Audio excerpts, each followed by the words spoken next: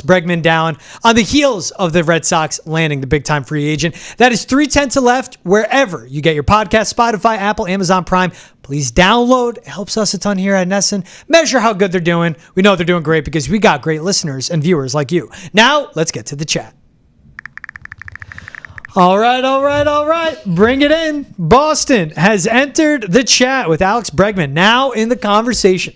George Balekji here with Kasey Hudson on the chat. Case, how are we doing today? We're good. We're really good. We're great. I'm feeling the vibes of Boston fans that are excited and losing it over the signing, and even the fans that are losing it for other reasons. So I'm soaking it in. Hey, love it, hate it, the number. We'll get into all of that.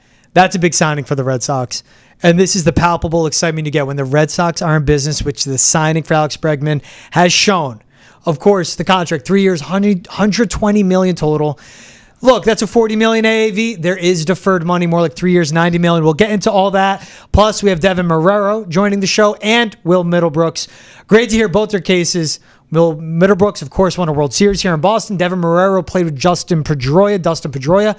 So they both draw on their experiences and what the signing means. Plus, you hear from Garrett, Crochet, Walker Buehler, and Alex Cora after the signing. So, Case, it broke late at night. Alex Bregman signing with the Red Sox, 3 years, $120 million. The guy was pursuing a 6-year contract. Went 3 years, $120. What was your initial reaction when you saw the numbers and the signing in the news? My initial reaction was, I want to go along with everyone else and say, finally. I mean, you and I were just sitting here, and Boston has entered the chat talking about, is there a signing coming? It's time to make something happen. Spring training has started. People are reporting win. And we can only have that win conversation so many times. Then it got to the point where Arenado's name was kind of getting a little bit louder in the conversations than Bregman's was. So it just brought too many question marks into play. So I was thinking about our conversation, and then obviously the big selling points here as to how he can bolster this roster immediately, the immediate impact that he will have. So I'm excited to see what happens this season, and all the fans are excited to see how they're going to rise the AL East standings here and bring the compete. This is a team that was already in the playoffs before this point. What we get with Alex Bregman, 2-time World Series winner, a leader in the clubhouse, has that winning experience, that big right-handed bat they desperately needed. And there is at 3 years, $120 million. But it's really that there's deferred money where he's going to be making an annual salary of around $28 to $30 million per year. And there's, of course, the opt-outs after season 1 and season 2 that are on the side of Alex Bregman. This is a guy that hit free agency, wanted that 6-year deal, waited a long time, didn't get it. You get the deferred money, but also the opt-outs. He's betting on himself. Right. If after year 1, let's say he makes $28 million, decides to opt out and go test that market where he'll get, say, a 5-year deal, $30 million a year, right? And gets that. But in the long term, he made an extra $12 million on top of that because of what the Red Sox did to sweeten the pot. Right. So it starts with the ownership in the front office. They did what they had to do, including the deferred money. Not just pay, but pay over every boundary they thought to get a guy like this. And that's what showed a lot to me of how serious they are. You go and trade for a Garrett Crochet. You sign a Walker Buehler to a prove-it deal. You obviously have the guys. You're building off last year's momentum, but you add an Alex Bregman with a Trevor Story and a Rafael Devers. Those are the 3 leaders you need around the young core. Because when it comes to Story, Bregman, and Devers, all of them have played in MLB 7 or more years. Right. Everyone else in their starting lineup, you could look at it for opening day, 2 seasons max they've played. So young. You need that experience around them. And with Alex Bregman, this is a guy that is one of the top fielding third basemen in MLB. And fine, you want to put him at second, he's one of the top fielding second basemen in MLB. If you go by pure fielding percentage, he's one of the top bats for any third baseman. He's one of the top bats for any second baseman. It makes the depth of this lineup all come together in one swoop. And I think that's so important. And Alex Bregman's the guy that, when he got drafted by the Red Sox in the second round, but went to LSU, he wore the number 30 because 30 teams passed up on him in the first round. That's a guy that brings a chip on his shoulder. Right. That's a guy that's a professional. That's the guy you want around the team. And most important, too, all the future talk, what Christian Campbell can be. He could be a middle infielder. He could be an outfielder. His ETA is 2025. Roman Anthony could play anywhere in the outfield. His ETA is this season. Same thing with Marcelo Meyer as a shortstop or third baseman. But the pressure won't be on them when they're eventually ready. Bregman's holding it down at second. You don't have to rush a Christian Campbell to second. Bregman can hold it down at third if you want to give Rafael Devers a day off.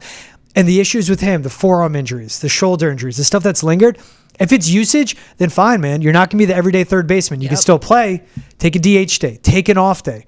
go to first. Casas goes to DH. Trevor Story, same thing. He can help at short. The depth is so deep. This is a guy Alex Cora wanted. And say if he even opts out after year one, Kasey, if he just rubs off on the young guys and shows them how to be a major league winner, that's what's so important. Because in no way did I say I want Alex Bregman because that's what gets his team to a World Series. They're going to make the playoffs now. They have that roster to make the playoffs. But down the road, when Duran is in year 4 or 5, same thing with Rafael, same thing with Casas, they will look back and it's a guy like Alex Bregman that showed them how to be a major league winner, not a player, a winner. That's what pays off. This signing has so many layers to it. The now and the future impact, so important what they did to get Alex Bregman. Yeah. Well, I think you mentioned a key thing, and you and I did talk about it the other day on Boston Has Entered the Chat, that the leadership for one, but you said it, even if he's here for a year, the rub-off is going to be extraordinary for the development and the young guys on this roster because they started to hear from his former teammates, now former teammates from the Astros, and what they were saying that he's going to bring and the caliber that he's going to bring to the locker room for the Red Sox. And one of the things McCormick talked about is the fact that he's willing to help, and he's one of the most selfless guys out there. So just think about him taking the time to work on these guys' games with them and like sit there and give them insight. Because the other thing you and I talked about was his postseason experience. You don't have that level of postseason experience and not have something of value to bring in immediately. And some of those things you can't pay for. So for some people that are concerned about the overpay of it, I wouldn't particularly say it's an overpay considering the market and how certain things were going, but you're also paying and investing in the consistency of Bregman's play. Some people think he's declined over the last 3 years, but the postseason numbers still stand for himself, and his ability to be versatile still stands for itself. So I don't think it's an overpay in that facet. I think you paid for the consistency of what you can expect out of him and what he can bring in value in terms of the mental aspect, the leadership, and everything else. But I think we'd be remiss not to talk about his numbers at Fenway specifically. 1240 OPS. Top notch. Absolutely mashed. Right. And then everybody wants to know, what is this going to do for the AL East? Well, first of all, odds have jumped up for the Red Sox to be a competitive team since the signing. I think last thing I saw was a plus 440. But what I love is his numbers versus teams in the AL period. He's got pretty ridiculous number. Out of 907 games, 928 hits, 158 homers, on-base percentage of .367. Slug love is going to be at .485 and notable postseason RBIs. So that's the consistency that you're investing in when you're wondering, okay, has he declined over the last 3 years? Yeah, but his numbers versus AL opponents, they have been strong, they have been consistent, which means they're going to help this Red Sox team stack across everybody else on top. Yeah, and what's big is that you have a Rafael Devers who can hit second, Bregman right after him. It's the right-handed bat, will mash over the green monster. If anything, it's going to be doubles ripping off the green monster as well. But you can't pitch around Rafael Devers anymore because he had one of the highest walk rates for a third baseman in MLB. Well, Alex Bregman himself had one of the lowest K rates for a third baseman. They find different ways to get on base.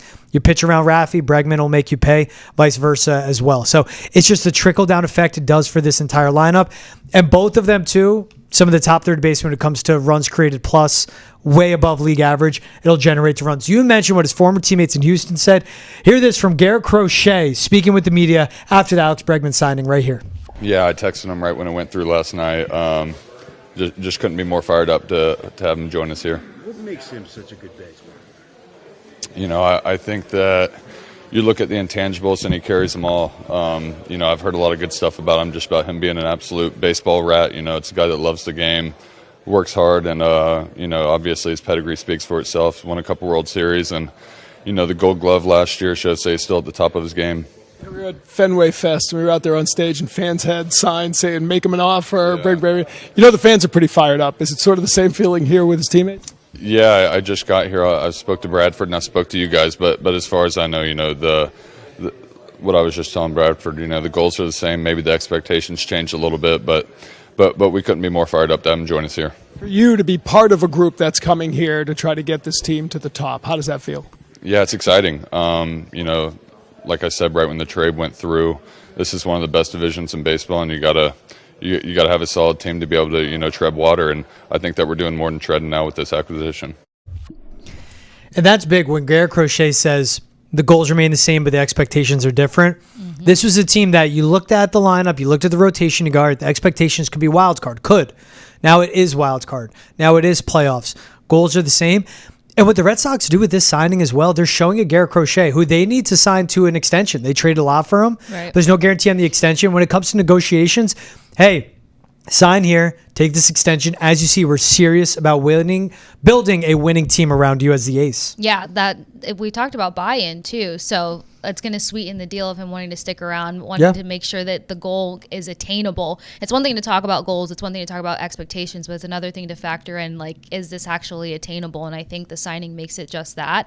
And there's not too many moves around this more that they have to make in order to be that high caliber of a team. And everyone else will hear from it later throughout this episode of Boston Has Entered the Chat. But we've got some people that think, like, this isn't just them surpassing a wild card spot. No, they could go further in the AL as a whole. And it's going to be interesting to see how fans rally behind that and get on board. Deven Marrero bringing the heat. Hey, here's Walker Buehler on the kind of player that Alex Bregman is. You know, I think he knows himself. Obviously, he struggled a little bit in the first half last year, and I talked to him, and he was like, I just got to be me again and kind of get back to what he had always kind of felt. But, you know, ever since I've seen him play, he's been one of the better players on the field, starting at LSU as a freshman. So, you know, he's continued that over, and very confident player, a guy I think will handle Boston well, hopefully, and has played really well at Fenway. So, yeah, I'm excited about it. Walker, the numbers on the field speak for themselves, but people talk about his intensity and his baseball IQ and everything he brings to the clubhouse. What can that do for this team? Yeah, I mean, I think every guy that we've added this year has some level of that. I think, obviously, he's got the championship pedigree and a lot of success in Houston and even in LSU. So, yeah, I think the more you can kind of go through those experiences and play in the playoffs and play in big games, you know, it carries over. And I think both of us over the past 6, 7, 8 years have kind of gotten to experience that and are looking forward to doing that here. He's an intense dude. He's a competitive dude. Have you seen that side of him? Not so much, man. I hadn't really played against him that much in Houston, but you know, you see it on TV and kind of in the way he carries himself, and you know, I think that's going to be a great thing here. And that's Walker Buehler talking about Alex Bregman right there, talking about him being a winner. This is also a guy that won a World Series when he was 23, and he's just breaking on into the Astros roster, the lineup, finding his footing.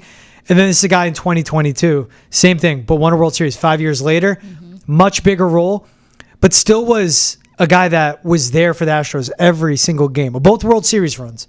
So it just shows the value he brings to a team, and whether he was young, just out of college, or whether he was that vet, but been with the team for 5 years, especially in the playoff appearances, he knows both roles. He knows both sides. I think that's so important, where he went from the young guy coming up, winning a World Series year 2, to now that he looked around and he's like, I'm the leader now on this team. Yeah, and knowing when to step into that leadership role is crucial as well. Kind of adding on to that from what McCormick was saying, how I mentioned how he's ready to help anybody. He said he's ready to win, ready to compete. He's not about himself. Help the team, help anybody. He'd love to pick his brain. So that's something else. Like, it's somebody that you want to sit with and learn how he went from that development, that first World Series win to the next World Series win, and what differences that took and the caliber that it took to become that player and that leader in the locker room. So I think that it's going to be a big thing all around. Like you said, the most important thing is the layers that he's going to bring in terms of not just the mental, the leadership, but his statistics and everything else that's going to all encompass it. Yeah, it's just like the simplicity of they're walking around the clubhouse before a game and he's hitting. They're asking why he's doing a certain drill. Yep. Getting with the team now this early on into spring training as well. Like they just broke into it one day, and then the next day, boom, signing Bregman is what happens. It's just it's just more than the numbers, and like we've laid out the numbers, and it's so significant what he can do with his OPS, with his batting average, with his low K rate, how he gets on base, what he provides as a righty bat. All of that is so essential, like the pure baseball thing. But there's everything that happens off the diamond, and that's what a guy like this adds. And so you hope Trevor Story stays healthy. I mean, last year it stunk. He lost the season just for making a hard play out in shallow outfield, and Rafael Devers just having lingering stuff. But you just have another leader in that clubhouse that needs it. And something, you signed your head coach, you signed your manager, Alex Cora, to a big extension. This is a guy he was banging on the table for, and you went out and got him. So let me ask you this really quickly, because initially when the conversations kind of started to get quieter on Bregman, they were saying, oh, as long as he's here by opening day, or maybe the Red Sox will make the signing closer to opening day. How significant is it that they brought him in now, talking about the fact that they can pick his brain more, he can have more time to get settled and situated and have those conversations with his team? I think it's just huge. I mean, you give him the whole month. Like this is the time the team gets acclimated with new faces like a Garrett Crochet's down there, Fort Myers, just around, and it's just, again, it's it's not that you break out of spring training and then he joins the team when the regular season starts and then you go, oh, okay, this is how he operates. No, he's going to get in there. They're going to see how hard he's working, what he's teaching the guys. And that's what establishes and reestablishes a culture from day one. True. You know, it's not let's get serious now. It's a regular season. It's like, no, from this day forward, like this is the full season body of work. The season doesn't start opening day. The season starts once the past season ends. But how serious guys take the off season. And for someone that took a while to sign, how in shape he shows up, like that will have an effect on the other guys on their roster looking at him and seeing what he's done. So yeah, I think it's huge. Love that they got him this early. If they got him before the last day of the regular season, I would have been happy too. So. Yeah, either way, he was going to make an impact. But the drama, we didn't know how much drama was going to play into the signing. Wasn't as dramatic as I thought it would be, and I love that for every aspect of it. Hey, for more on Alex Bregman and the latest Red Sox spring training, check out Nesson's Baseball Podcast, 3/10 to Left. You can find it on YouTube, Spotify, Apple, Amazon, and wherever else you get your podcasts. He's Will Middlebrooks, World Series champion in 2013 with the Red Sox. You also catch him calling games on Nesson, of course. Will, appreciate you taking the time to come on the chat. How we doing, man? Georgie, I'm doing great, man. Look, you're up in Boston freezing. You're in the snow. I'm in Florida, buddy. Yep, rub it in. Look at this bronze, all right? This is every day down here. Hey, and you're just 2 hours north of basically where the Red Sox are holding spring training. Alex Bregman will arrive there soon in a Red Sox uniform. The news breaking late the night before. 3-year, $120 million contract. There's deferred money. There's opt-outs. We'll get to that. What is your reaction to the Red Sox landing Alex Bregman? Well, first off, so last night they have the Delray Open down here. It's a tennis tournament. And just keep rubbing it in. One of my neighbors runs it. And he's like, hey, we have this bourbon, burgers, and brew competition. Do you and Jenny want to be judges? I'm like, I was built for this. Absolutely. I need that. So we did that. We got home at like 10. I had a lot of everything, put it that way. I'm like, I'm going to bed. Right? I got to wake up early and be a father in the morning. And unfortunately, that was like 15 minutes before the news broke. So I woke up at like 4:30 and like checked my phone to see what time it was and was like, oh my God, like my phone's like blowing up. Like I had like 30 text messages. I had obviously all like the Twitter, like MLB, all these notifications. And I'm like, I'm up. It's 4:28 and I'm up. So I'm like creeping downstairs, like not wake everybody up because I am fired up and I'm like on the laptop. I'm like, because I know I'm going to have a lot of stuff to talk about today, but I'm just so excited, man. I mean, this is, from an ownership perspective and then from a fan perspective and then for us on the media side, it's just great for the front office to lay things out for us and say, this is what we're going to do, and them actually do it, right? And there's a lot that goes into that. So the past couple of years when things didn't happen and these plans didn't work out, they're trying, but the players weren't signing here, right? For whatever reason. And this year it worked with the trade for Crochet, obviously bringing in Walker Buehler. Now this one, getting a comp pick because Pivetta signed with the Padres, so you're getting a good draft pick from that. This worked out to just be a really good offseason for the Boston Red Sox. Yeah, what I love too, you see that number. Everyone's going overpay. Jeff Passan of ESPN reports that there's actually 12 to 13 million of deferred money.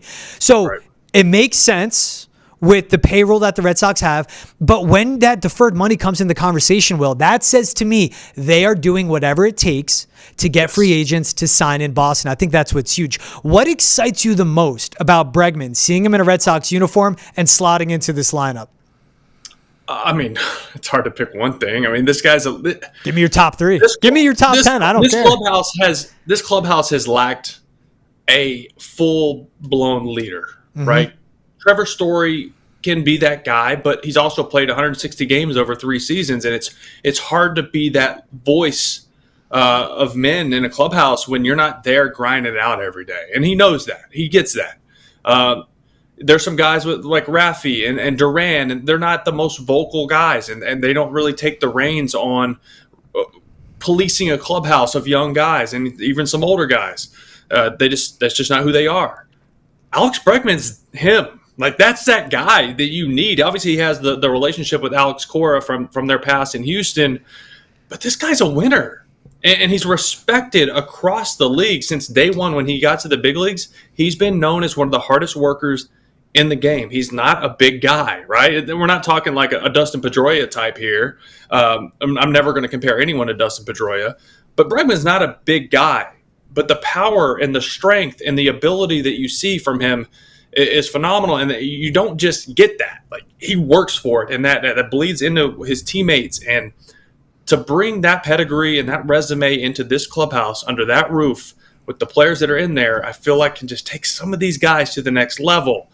Now, looking at the lineup, if he's hitting behind Rafael Devers and pitchers knowing how good of a pull hitter Bregman is there's no mystery to that. He wants to pull the ball. That's what he does. He pulls the ball in the air and he hits 25 to 30 homers. That's what he can do, especially at Houston, especially a place like Fenway where it's a short left field.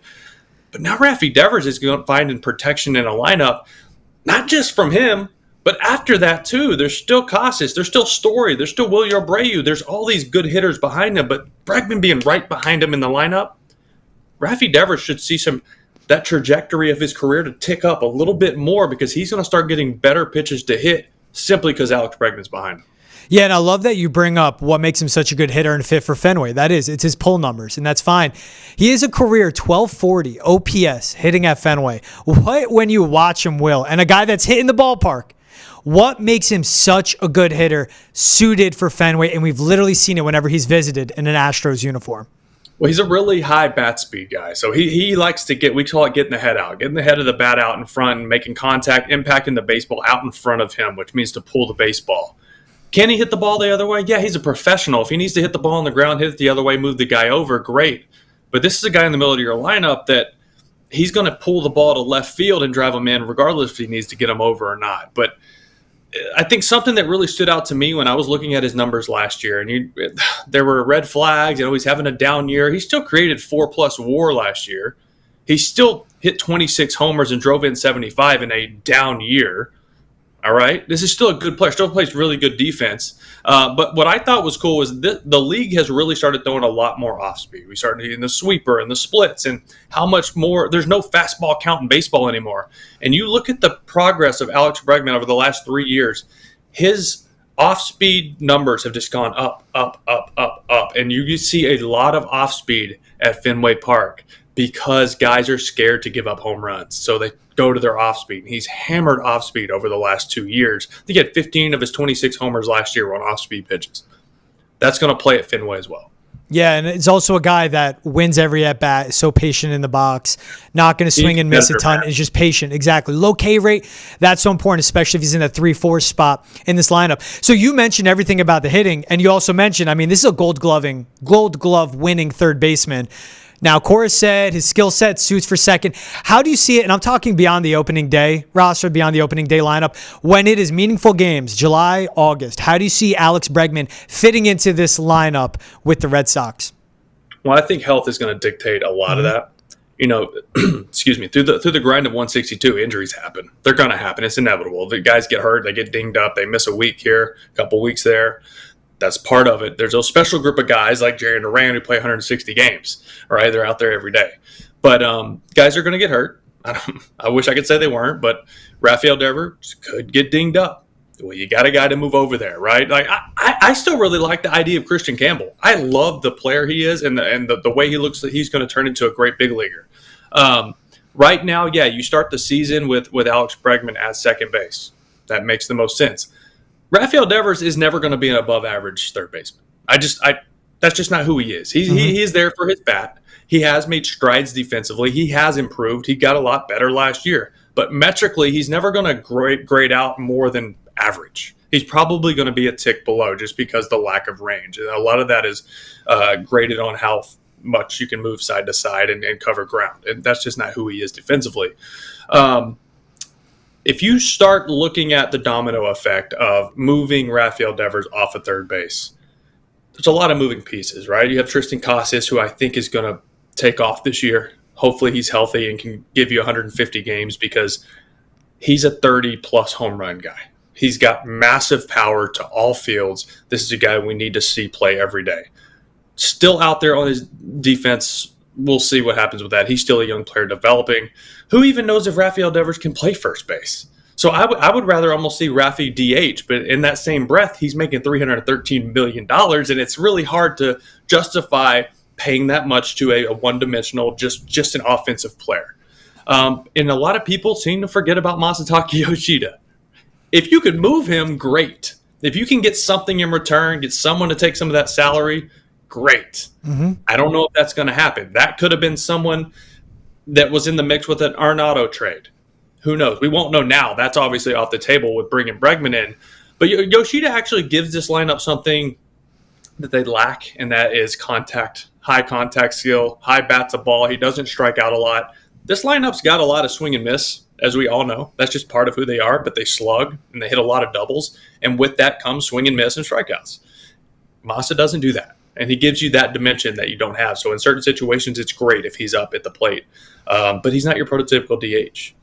And you're just running me down this like rabbit hole of like what happens if they want Bregman to play third. In a perfect world, Bregman's playing third base, Christian Campbell's at second base, or Von Grissom. Let them battle it out. Let them see. I think Grissom's still going to hit too at some point. But defensively, I think Christian Campbell's better. And what has killed the Red Sox over the last 2 years? Infield defense and blowing games from the back end of the bullpen. So I would like Bregman at third, Christian Campbell at second. We'll go Casas at first and Rafi at DH. And you just say, you know what, it's just an expensive DH, but our defense is better, and Rafael Devers is going to play 150-plus games because he's off his feet and he's going to stay healthy. Yeah, and that's what I think. It's if you can cut back the usage on Rafi, a guy that's dealt with the forearm, dealt with the shoulder, that went back to last spring training. It was never right. And if you look at it, and you mentioned it, the metrics, I mean, if you want to look at the literal number, Rafael Devers, a .960 fielding percentage at third.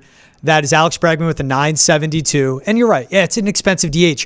But the best part of Rafi's game is his power. The best part of Alex Bregman's game is his defense. And that makes you the best team possible. I like that you bring up Christian Campbell, though, and Von Grissom, because that's where people are going. Well, Christian Campbell at second base. You don't have to rush the kid now. And I think that's what's important. We also don't know. Like, he had a really good year. Yeah. And he could be an projects outfielder. well. He could be. He very well could be. He's very athletic. Yes. Very athletic. You do have the option of putting him anywhere on the field. I think he's athletic enough to figure that out. Yeah. But, we thought we would lose some of these outfielders in the offseason, and we didn't. Mm-hmm. In the Crochet deal, I thought Abreu would be in that deal. He's still here, which I love Wilyer Abreu. So who knows what happens throughout the season? Who knows if there's a trade at the deadline, if this team is pushing to bring in an arm, which you look at the depth, which – we haven't really talked about pitching much because obviously this is about Bregman and the offense, but the Boston Red Sox finally have pitching depth, right? Mm-hmm. They bring in Crochet. They got Buehler. Tanner Houck has emerged as a star. Cutter Crawford has shown to be a guy who can cover a ton of innings and give you quality starts. Brian Bayo really in the second half started making some strides to get where they want him to be. I think he's still on the right path and it's going to be a really good arm for this team.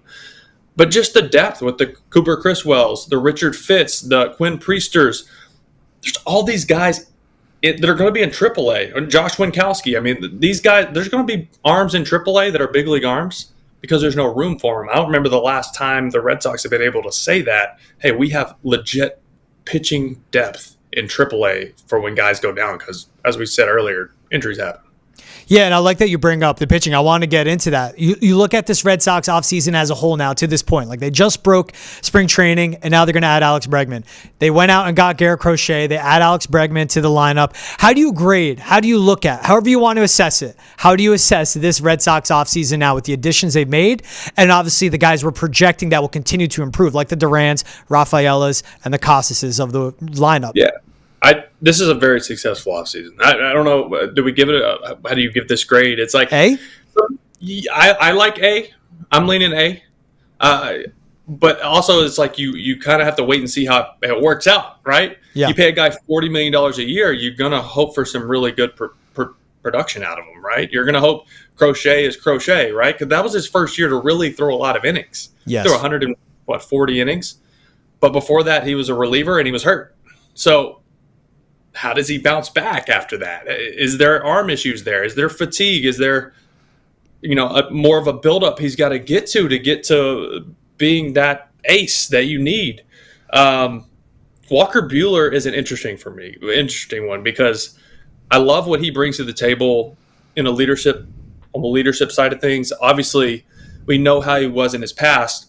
When he came back off his surgery, he didn't look good last year until the postseason, until like the NLCS and then the World Series. The World Series, he looked really good. All of a sudden, the sweeper had more bite. He had more command. The fastball velocity jumped up. That could have been adrenaline, but the command was there also. And you start looking at Tommy John guys, the last thing to come is command. You saw it with Ohtani when he came back in 19. You've seen it from a ton of guys coming back. They come back, the velo's there, the pitch shape is there, but they don't really know where it's going yet because you don't have all the feel for those pitches yet after that surgery. Whether it has to do with the nerves, rebuilding the elbow, whatever it is, the command is the last thing to come. So we saw that in the World Series, and you're just thinking, man, I hope that's the guy we get. Because if that's the case, we're looking at a true number 2 for this season at least, and then you have Houck, Bayo, Crawford after that. And it's just like, this could be a really good rotation. Yeah, you don't need Walker Buehler of 2021. You don't need 200 innings pitched and a sub-2.5 ERA. But if you get 150 innings out of him, 150 in a 4 would exactly, be nice. Exactly. Yes, that 150 number. Exactly. And that's where that's a sneaky addition. And it is on a prove-it deal for Walker Buehler as well. It's a 1-year deal. He signed with the Red Sox. I want to get back to the young guys coming up. When you bring in an Alex Bregman, let's say he puts him in at second. I love playing these hypotheticals. That's what makes this edition fun, Will. But how important is that effect on when a Christian Campbell is ready, when a Roman Anthony is ready? It's less pressure on those guys. It's no longer 100%. They have to be the answer. And it is more of when they're ready, you could bring them up because you have the guys at the major league level that not just hold it down, get it done where you don't need them as desperately. Right, yeah. So it does take the pressure off, but in the same breath, you still want to have that conversation with them where it's like, I still want you to push to try to win this job. I want you to have the mentality, even though we do have Alex Bregman, he's going to be our second baseman, Christian Campbell, Vaughn Grisham. I want you guys to go out and ball out, right? You still need to prepare to – you don't know when guys get hit in the face in spring training, hit in the hand. Like, it's baseball. Things happen. You have to be ready. These depth pieces have to be ready. Does Vaughn Grisham want to start in AAA? Absolutely not. Christian Campbell knows he's starting, like, for the most part. Now with Bregman, it's like, you're going to be in AAA. Before Bregman, it's like, okay, this is a dogfight to see who the second baseman for the Boston Red Sox is this year. Not as much now. But to your point, they get to go back to AAA, face high-level competition. They get to marinate a little more at the professional level. These are still young kids, right? Roman Anthony's 20 years old. Like, he's a great athlete, but he needs to continue to get more reps and continue to play 140-plus games. So when he gets to the big leagues, it's not a surprise. He doesn't hit a wall. Christian Campbell, great year last year. Can he duplicate that? Is that who he is, or was it just a crazy year, right? Where he jumped. Obviously, he woke up the baseball world, and everybody knows who he is now, which they should because he's a freak athlete and a really good baseball player. But was that who he is, or was it a really good year? And this year will be very telling of that. But to your point, depth is great. Yes. This is great because Trevor Story has an injury history. If Marcelo Meyer is ready and he's doing his thing in AAA, you don't have to take Cedar Rafael out of center field because he needs to play 150 games in center field because he is a Gold Glove center fielder. He has that ability. Leave him in center field. Let him do his thing. Don't make him go back and forth like we saw last year. He has the athletic ability to do so, but you're a better team with him in center field if you have someone to fill in short. Yeah, and you just think of the lineup depth now where Cedar Rafael chases a lot. He was swinging a lot more first pitches in year 2 than compared to when he first came up, but it takes the pressure off. And in that 9 spot, get on base, and then the front of that lineup comes up. Well, I want to end with this. The Sox have gone 81 and 81 the last 2 years. Craig Breslow was asked, is this a playoff team? He said yes. And I backed him up. I said, a wild card spot is in the playoffs. As of now, you see the Red Sox making the playoffs. What do you see as a ceiling? Let me ask that. What do you see as a ceiling for this Red Sox team? Crochet, Bregman, Devers, all of that. I mean, obviously, every team will tell you this: health is key, right? If your guys are healthy, if these superstars on this roster are healthy, it's a 90-plus win team, and they're in a dogfight for the division with Baltimore and New York. Mm-hmm. You can't count out Toronto; they still have a lot of good players, but they've just underperformed, and they didn't really do a whole lot this offseason. Let's be honest; they swung and missed a lot at free agents. So New York got a lot better. That's scary because they were in a World Series, right? So, adding Devin Williams, adding Max Fried, They still. I'm worried they're going to trade for Arenado now just to kind of get back at us for taking Bregman, right? Like that I feel like they're going to go out and do that because they need a third baseman. They can't keep running DJ LeMahieu out there. That's just not. He's past his prime, obviously, but it's going to be a dogfight, man. I think this is a 90-win team. I think I would give them more. I would give them more wins than that, but this division is really tough. Yeah. You got to realize no one's talking about Tampa, but all those arms that they were missing last year are all coming back from injury. The Shane McClanahan, like all those guys are coming back. So, yes, they're playing at the Yankees spring training complex, but that team's going to pitch. And they always pitch, right? Yeah. So Tampa's still going to be a tough team. Yeah. Hey, 90 wins for the Red Sox. You take that, 86 got into the wild card. I think that's what's big. And we look back on 2021. They got in, they messed around, they got to the ALCS. This city is different when the Sox are making noise in the postseason, and the Sox have made the moves this offseason to make that a legitimate, tangible possibility. He's Will Middlebrooks. Catch him on Nesson all the time. You can catch him on Hey, Boston has entered the chat as well, and 310 to left. Will, appreciate you taking the time, man. All the insight, all the perspective, and the excitement. Go enjoy some more bourbon, my friend. Hey, I'm fired up. Let's go Sox. If you're enjoying the conversation, be sure to tune in Monday through Friday. Boston has entered the chat. Wherever you get your podcast, we talk everything in sports and culture in Boston and around the country. That's Boston has entered the chat wherever you get your podcast. Spotify, Apple, Amazon Music. You could also watch on Nesson's YouTube page, Facebook, and Twitch as well. He's Deven Marrero, former player for the Red Sox. Of course, you catch him here on Nesson doing pre and post with TC and the whole group. Deven, appreciate you taking the time and hop on Boston has entered the chat. How we doing, brother? Doing great. This is my debut on the chat. I love it. There we go. Yeah, excited for this one. Now, man, it's all the big news. Alex Bregman signed the contract with the Red Sox. Massive ad, positionally, leadership-wise. What was your first reaction? And now, more time to process. How do you take this signing for the Red Sox, getting Alex Bregman as a free agent? First thing I said is, finally, let's go.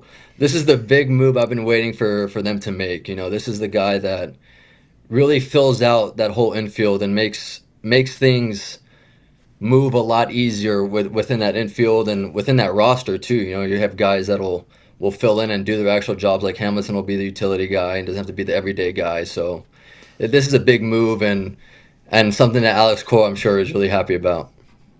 You say finally, and I know a number of Red Sox fans that just say finally because a move was made, but some Sox fans feel like it may have potentially been an overpay. I got to get your opinion on this one because he turned down some money from other opportunities. He turned down that long-term deals that he was looking for. He wanted 5+ years, so 3 years, 120. What do you make of that? Put some fans' minds at ease. I love it. Pay the man. I'm all about paying players, especially paying championship players. You know, you're not bringing just his talent. You're bringing the championships that he's won. You know, and that's what I love about bringing Walker Buehler and Bregman. To start a championship run, you need some championship guys in the locker room, and they have a bunch of young guys in there. And bringing those two guys who know how to win, who have won, I think is very important. And I'm all about spending money on players, especially when you got the money like the Red Sox do. Yeah, it's two-time World Series champion Alex Bregman they're bringing in. So we're talking about the leadership, and you talked about, Deven, the voids that he fills and gives the flexibility to lineup. But what exactly? We see right-handed bat, 25 home runs, swingman for Fenway, great defensive second baseman, third baseman, could play short. What do you see that he adds to this team both defensively and in that Red Sox lineup as a hitter as well? I mean, he's one of the best third basemen that's been playing for the past 10 years. You know, He's a gamer. He reminds me so much of Dustin Pedroia. We're getting a glimpse of what Dustin Pedroia would be on this team because he is Dustin Pedroia. He's scrappy. He puts the ball in play. He doesn't strike out. Plays amazing defense. And, you know, Cora likes to move guys around and play with the lineup. So he's going to be playing second, third, short some days, give Story a break.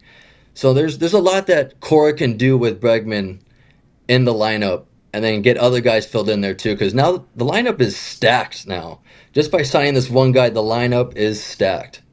Yeah, I love you bring up Dustin Pedroia because Will Middlebrooks, we had on, brought him up as well. That's a guy that you played with.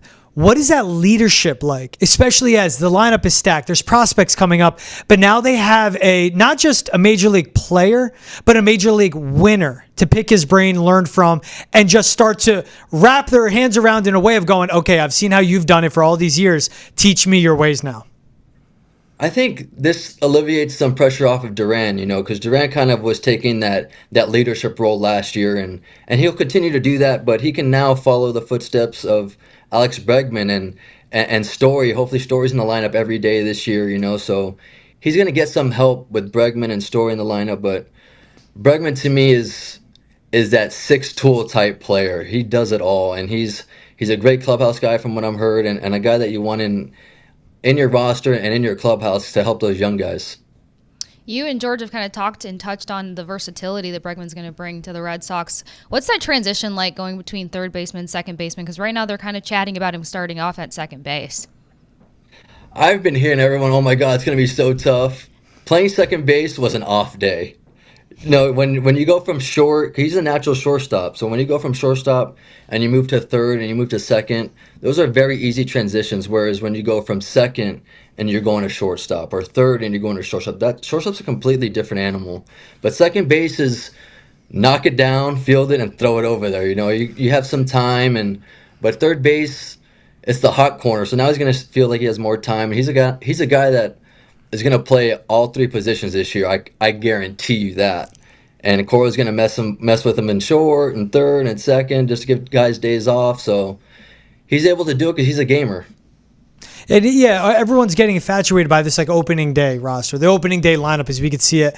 When you think the best lineups out there, where do you picture Alex Bregman playing? And it could be a time when Christian Campbell's up with the team. It could be Vaughn Grissom is shining now year 2 with Boston in a clean offseason behind him. So second base, there's depth behind him. But where do you see it shining best of where Alex Bregman slots in? You mentioned Trevor Story and, of course, Rafael Devers, who's the wild card in this of a good third baseman, but we know everything he brings with the bat. I mean, Cora's going to want to please the fans, so he's going to put him at second base, Story at short, Devers at third, and Casas at first. But what I see going throughout the whole year is a mixture of Casas getting a DH day, Devers getting a DH day. Those guys are going to be playing a lot of DH, Story getting a DH day. The DH role is going to be huge for this team this year, and adding Bregman, I think, is going to expand that role and bring diversity to that DH role, because now guys are going to get days off, but days off as a DH. So you still keep them hot, still keep them going with the bat. And, our outfield's stacked too. We have a full outfield too, and Roman Anthony's coming up too. This is a spot for Roman Anthony to make a name for himself and maybe come up as a DH. You just never know what's going to happen. You got a stacked outfield. You've got some young guys that'll develop primely for this Red Sox team. A lot of Red Sox fans want to know, though, are they getting ahead of themselves thinking that this team can compete in the AL East? Does Bregman bring them up to that wild card position or help them compete in the postseason now? I think without Bregman, they had a chance just by adding Buehler and Crochet. Now when you had Bregman, you're talking, okay, we're going to be in the run for the number 1 spot in the East, not just sneaking into the playoffs. I think this team for the first half of the year last year, this team was unbelievable. And that second half, the young guys just got fatigued. They haven't played a full season before. But this year, it's going to be a different group who've seen that they can get things done and they can win ball games. And adding guys like Bregman and Buehler and Crochet and feeding off that energy that they spent money. And hey, we need to win. We're spending money to win now, so it's pretty cool. Yeah, we're talking about the postseason. I agree. I mean, this is a wild card team. They can go 81 wins the past 2 seasons. The big moves they made in the rotation pushes them upwards, and 86 wins, as we saw last year, gets you in the AL wildcard spot. When you look at the offseason as a whole now, Devin, you mentioned Crochet, you mentioned Walker Buehler, 2 starting pitchers they brought in. Adding this Alex Bregman, what's the grade you give the offseason? We love putting letters on things. What's the grade that you give the Red Sox offseason? I give it an A. This deal makes an A. It was a B+ before, but right now it's an A. I think they can now start adding some bullpen arms here and there, getting some guys on little trades, and this team is going to be pretty stacked. Yeah, when you look at it too as well, This is the big right-handed bat they needed, right? And you mentioned a Roman Anthony. That's a lefty. He can slot into the outfield. And then we see the versatility. The Sedane move to short, Story day off. Where Durant, do you move him? Christian Campbell's that right-handed bat. When we get into the months of July and August, we've seen the past few years, this is where the team may, fall apart in a way and fall out of the race. What does this push do now? What does this addition do? Where you have the Garrett Crochets, the Walker Buehlers, now the Alex Bregmans, that as prospects come up, it takes the pressure off of them. But this depth all around, because 162 games, it is a long grind of a season. Guys get injured, guys get tired, stuff happens. What does this do now with just the added depth? 3 infield position spots, like you pointed out. But also, when the prospects come up, there's less pressure on them. They don't have to be the saviors, too.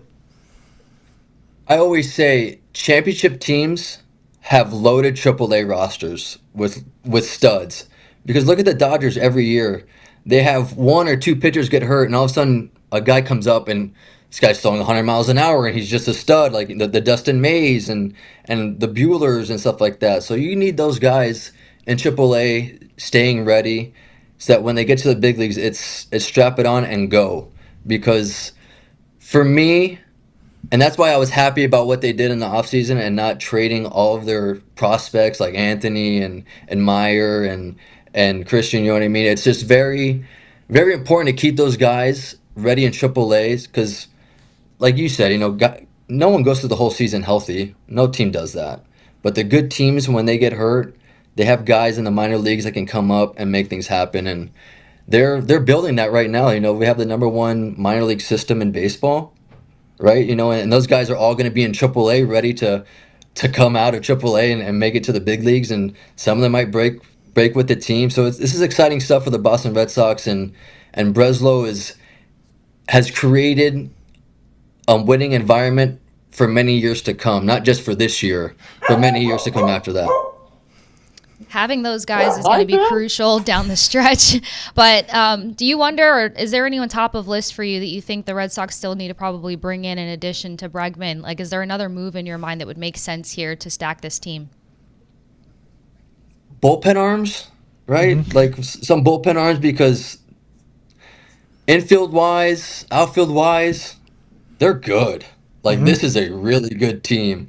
But in the bullpen, we could add some guys. Slayton was hurt last year. I think he's going to be the closer this year. But, you have Chapman in there in the 8th inning who's going to be electric. He still got it. He was with Pittsburgh last year, and my cousin is the hitting coach for them last year. And he just raved about how an amazing guy he is and how he's going to help the young guys in the clubhouse. So maybe adding a couple bullpen arms here and there, I think that'll fill out the roster.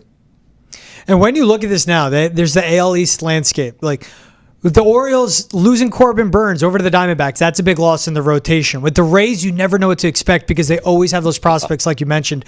Where do you see this slotting out now? Kind of in a way, I want you to rank them for me, but the 1 through 5, how do you think the AL East shakes out? And bringing up, of course, the Garrett Cole, Max Fried 1-2 punch that there's down in the Bronx as well.